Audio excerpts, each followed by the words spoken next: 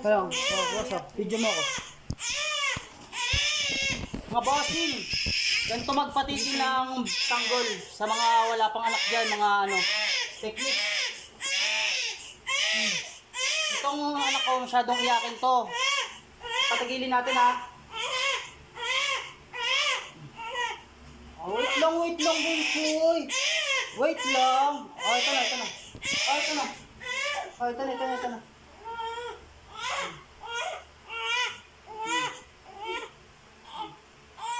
Wow. Ano?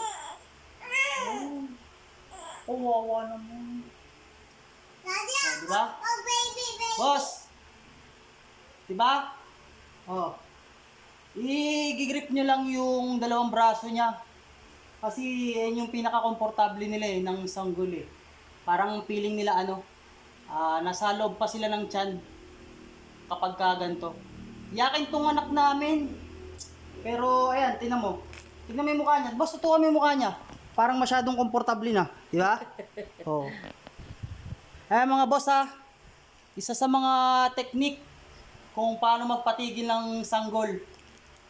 Ayan yakin to boss. Pag halos mapatig yung litig niya.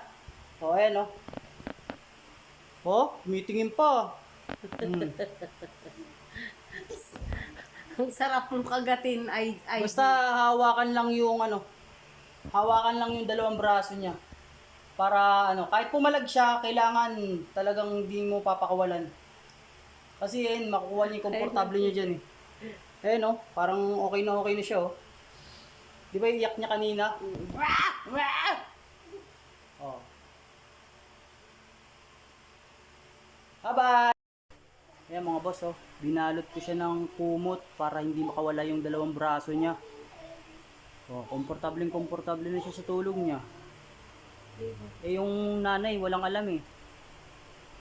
Hindi kumarga lang